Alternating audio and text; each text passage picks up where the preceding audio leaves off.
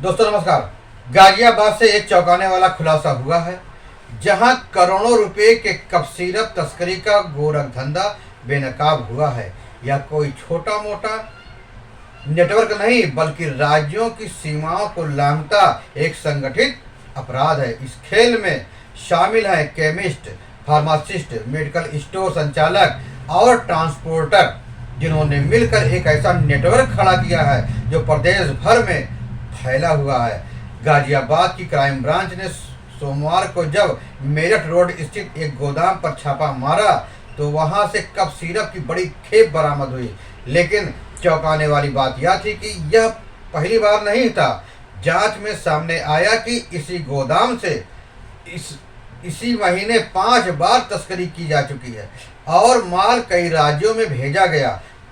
पूरी जांच में खुलासा हुआ कि हिमाचल प्रदेश में पाटा साहिब में स्थित एक सिरप नामक मैन्युफैक्चरिंग कंपनी से माल मंगाया जाता था। इसके बाद सिरप को गाजियाबाद के गोदाम में स्टोर कर लिया जाता था।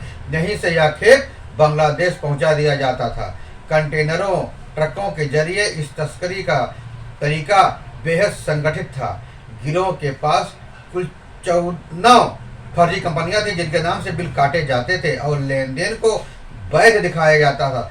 जांच में सामने आया कि कंपनियों के नाम पर सिरप की मांग की जाती थी, वो सभी फर्जी निकली। क्राइम ब्रांच से इस नेटवर्क के कई बड़े चेहरे की पहचान की है।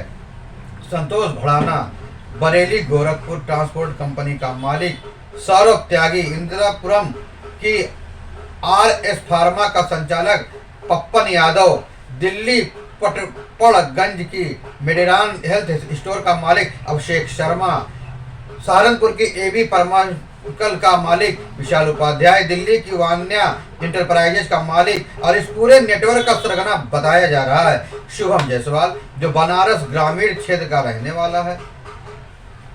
शुभम जायसवाल ही इस तस्करी का मास्टर माइंड है। वह AB फार्मास्यूटिकल के जरिए सिरप मंगवाता था और उसे गाजियाबाद गोदाम में रखता था। जैसे ही बांग्लादेश से मांग आती, कंटेनर या ट्रकों के जरिए माल को सीमा पार भेज दिया जाता था। भुगतान के लिए हवाला का इस्तेमाल किया जाता था। पहले एडवांस रकम भेजी जाती थी, फिर माल की डिलीवरी के बाद करोड़ों का लेन देन हवाला चैनल के जरिए निपटाया जाता था। तस्करों का यह नेटवर्क इतना मजबूत था कि पुलिस का शक भी नहीं होता था। हर खेप को वैध दिखाने के लिए कागजों पर पूरा खेल खेला जाता था।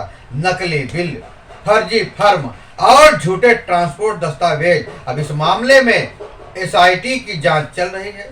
कई केमिस्ट और फार्मासिस्ट अभी भी राडार पर हैं। पुलिस की माने तो यह गोरख धंधा सिर्फ गाजियाबाद तक सीमित नहीं, बल्कि दिल्ली, सहारनपुर, बनारस और यहाँ तक कि बांग्लादेश तक फैला हुआ है।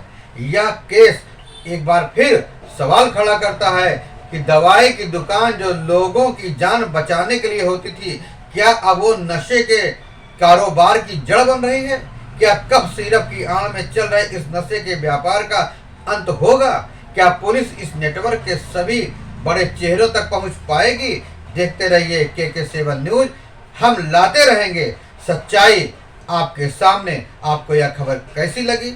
फिर मिलेंगे नई जानकारी के साथ, नई खबरों के साथ। तब तक के लिए जय हिंद, वंदे मातरम।